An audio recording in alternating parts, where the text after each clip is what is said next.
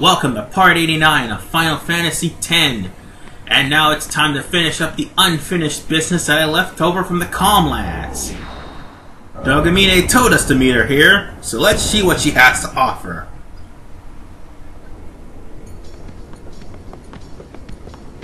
Welcome, Yuna. What is this place? Remiem Temple. Once a great religious center in the Calmlands, lost after the battle with Sin. And this is your home? What? You got something against company? It's a long story.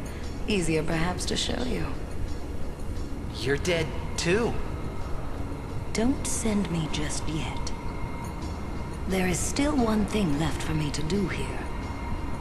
With the help I can give, a young summoner might just be able to defeat Sin. Well, Yuna, I challenge you. If you cannot beat me, you'll never beat Sin.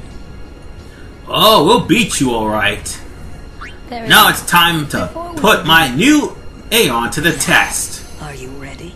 Of course she's gonna pass with flying colors. Anyway, Belgamine's Aeons.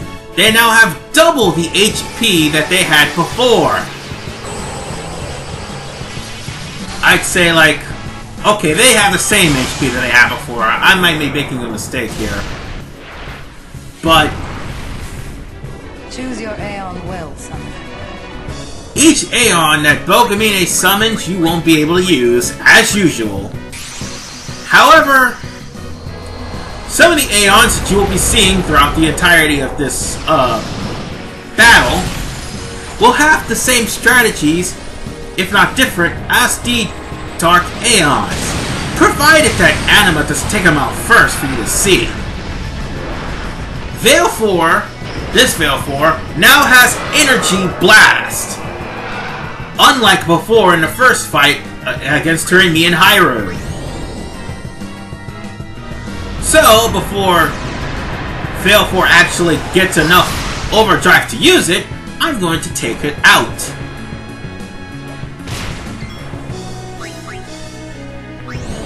And, just for the record, it's going to take 2 to 3 hits to wipe out just about every Aeon. With the exception of one. It may take more hits depending on how long you take.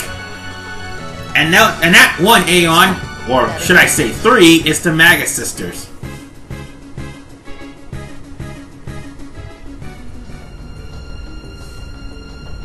Anyway, You have made some progress, and for that's just the first of, well, 8 Aeons, basically.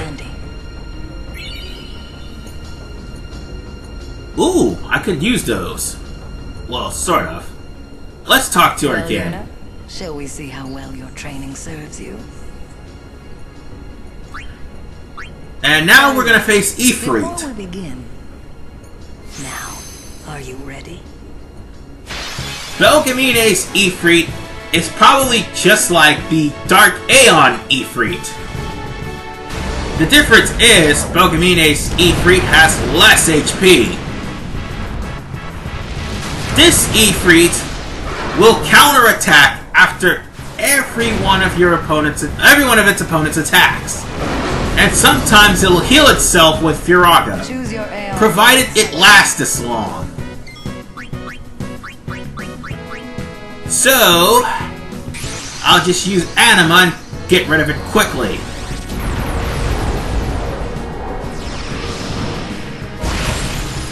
For the record, you're not getting experience points from this. But you will be getting overdrive for the many times you've used Anima. And you'll definitely be getting items. Oh, which reminds me. If you fail to beat her in Moonflow and Calmlands, you're not going to get anything until you get here. The Aeon Soul or whatever you needed to customize your Aeons, you'll be getting them here. And that's provided that your Aeons is strong enough to win.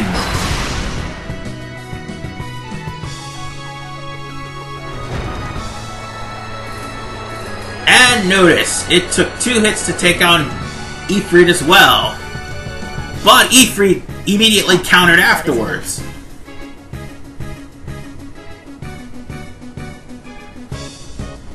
Alright, that takes care of that. Let's see what I get for beating Ifrit. Progress, and for that, I'm glad. Take this. It may come in handy. Let's see. Ooh, X potions. I could use those. If you've got what it takes to beat Sen, I should be no more than a bump in your path, right? You already are a bump in my path. But let's fight, and we get to take on Ixion, who, just like Are you ready? Ifrit, will counterattack whatever move you have. But here's the messed up part. This Anima has evade and counter. I don't know why, and you'll see it later on, well, in this fight, actually, but it has evade and counter. Choose your Aeon well, Summoner. So Ixion, like Ifrit, will counter whenever it's attacked. It'll heal itself with Thunder, or Thundaga. I don't think it'll use Thundaga, unlike the Dark Aeon. But it will use Thor's Spark if it has enough overdrive to do so. No, Thor's Hammer, sorry. Alright. Just 2 pains and it'll be done.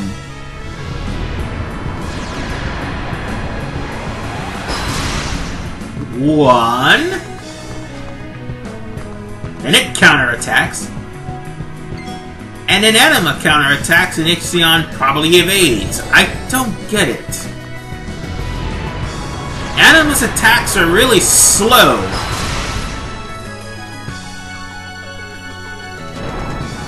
Yet for some reason, Anima still has first priority. I don't know why. Or initiative, if you will.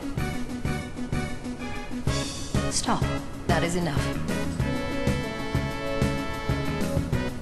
But nonetheless, that Ixion is done for, and now we have 2 more Temple Aeons Made some progress. And before we get the Flower Scepter. Take this. It may come in handy. And we've got Chocobo Feathers, if I haven't had enough of those. Well, Yuna, shall we see how well your training serves you? Okay. Next on the list is Shiva. Very well. Before Oh, excuse me. Now, are you ready? Unlike the Dark Shiva, it will not cast fast stats on Anima. However, Shiva's faster than Anima, so Shiva may attack first. Sometimes. This time, apparently, my Aeon's gone first. Choose your Aeon well. But bear in mind, Shiva will sometimes attack first after you summon your Aeon.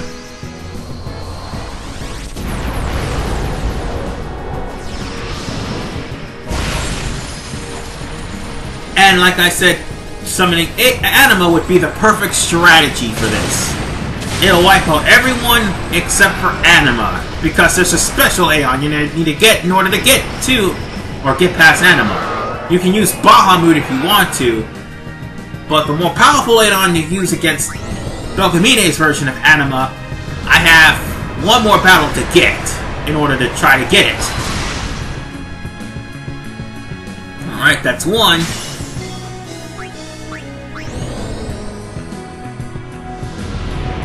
Thankfully, the overdrive gauge barely budged. Ooh! Done.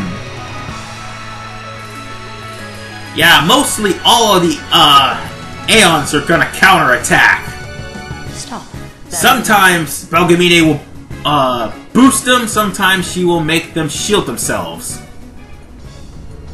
That's another thing I need to bring up, too. Made some progress. And for that, I'm Shields. Take this. It may come in handy. They may just decrease the damage that Anima delivers, but keep that as a warning. And with Mega Potions Aeon strength. in tow, now I have at least 4 more Aeons to take down. Very well. So, Before that leaves we begin- Bahamut, the last Temple Aeon. Are you ready?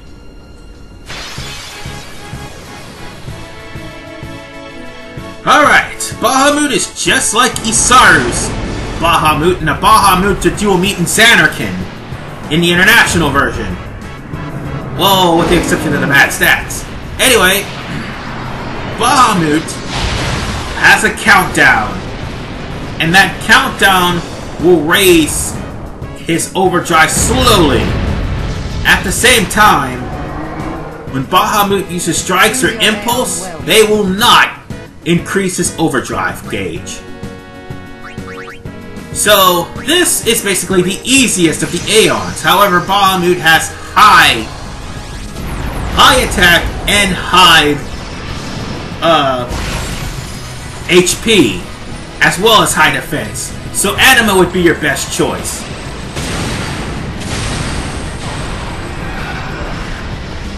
Or if you're willing to spend a lot of money for Yojimbo, by all means, spend that money.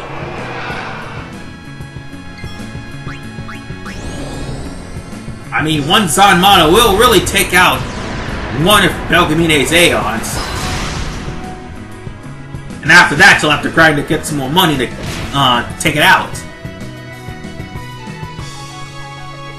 But Bahamut basically has the second most, if not the third most health out of all the Aeons. Because Anima could take out most of the Aeons with 3 pains. Bahamut basically will take out most of the most of the Aeons with 2 pains. It takes 3 pains to take out Bahamut. And since Belgemine may be using Anima later on, it'll take maybe 2 or 3 hits from the Magus Sisters to take down Anima. But Yojimbo definitely will take more than enough hits to take down Belgamine's version of the Magus Sisters. And for that, I'm glad. But Yojimbo and everybody else, it'll only take 2 hits. It may come in handy. See what I got here? Ooh, Flower Scepter. Well, That means yeah. now we can... Shall we see Ooh, how I didn't want to fight her yet. serves you? Might as well get Yojimbo out of the way. Very well. Before we begin, now, are you ready? Thankfully, unlike Lady Gidim's Yojimbo, Belgamine's Yojimbo will not blatantly attack Yuna. Instead, Choose your Aeon. instead, Belgamine's Yojimbo will actually wait until Yuna summons another Aeon if he happens to use Zanmato on the Aeon that I'm using right now.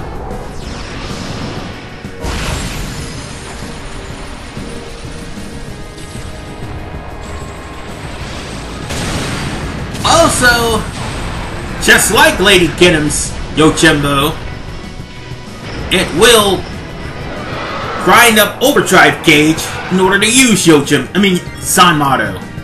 And we'll use Wakazashi and Kozaka as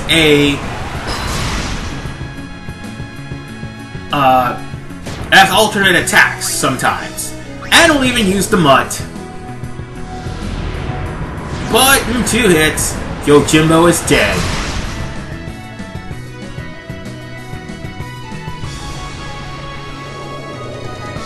Trust me, Anima is your best friend in this fight.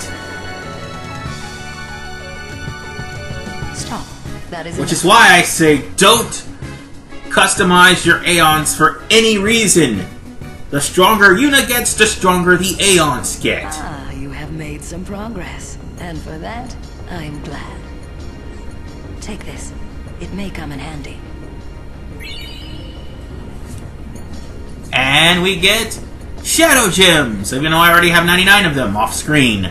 Anyway, now it's time to go to this Chamber of the Fate here to get the Magus Sisters.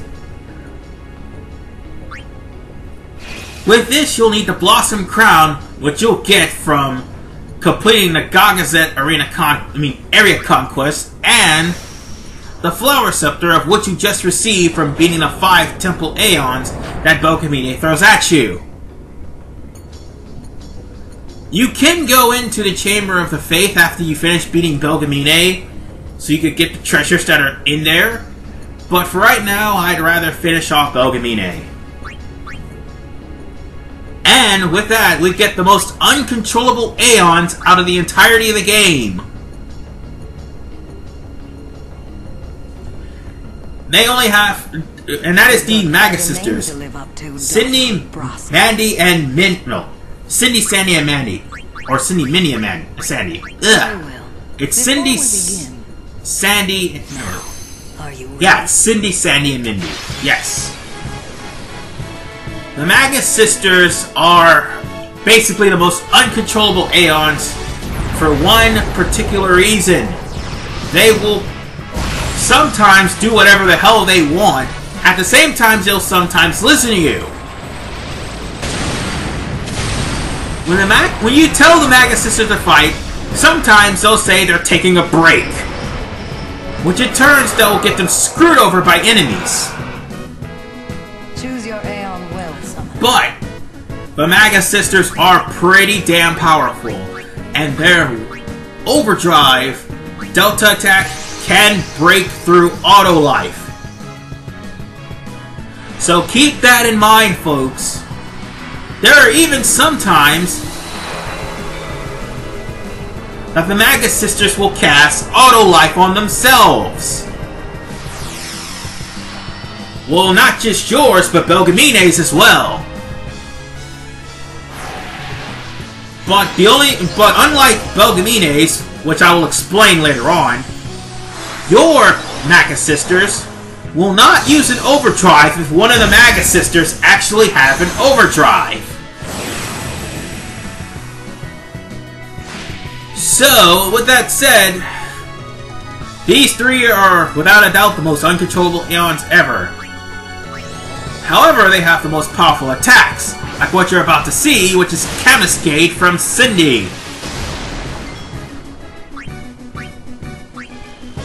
Yeah, Cindy's the tank of the group, and Mindy is also a hard hitter as well, especially when she uses Pasado. It's like Waka's attack wheels, but on crack. That is enough. And Sandy's good too with her Razio attack, which I do believe pierced through some defenses. And for that, I'm glad. Anyway, take this. It may come in handy. I can still talk about the Magus Sisters because I'm about to face them right now. But first, we've got stamina springs, and those are good things too. We're just getting a lot of items to customize weapons and shields with.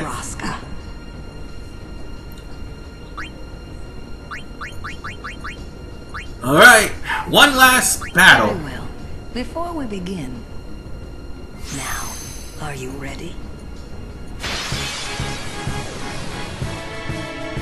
Okay, last Aeon, the Magus Sisters. Unlike yours, like I said, they will use overdrives if one of the Magus Sisters have it. And the overdrive they will use is Mega Gravitation, which will hurt, if not kill, your Aeons. And just like the 3 attacks I mentioned that your version of the Magus Sisters will use, they'll use them too. But that's okay, because before they become complete and total annoyances, I'm going to end this now. Excuse me. So, I'm going to summon Anima, and I'm going to use Anima's Overdrive, which is basically the best overdrive in the game. Okay, one of the best. Ironically, Zanmaru is actually the best overdrive in the game because it can actually take, well, no, that's actually the Delta attack. Now that I think about it, it's the Delta attack. Because at least the Delta attack's free. And so is Oblivion! But Oblivion does a lot of damage. Oh, and sometimes the game pauses whenever Anima does her pose for Oblivion. So that's what that was.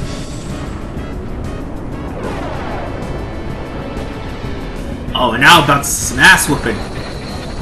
And for the record, folks, this is the overdrive I was trying to avoid during the first Seymour fight.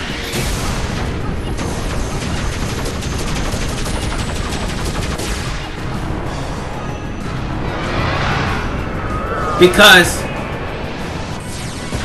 as you can see, what you're about to see, if it can one-shot Aeons, God forbid what it'll do to your party.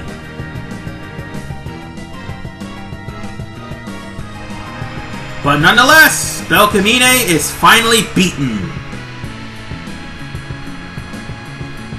Thank God. Stop. That is enough.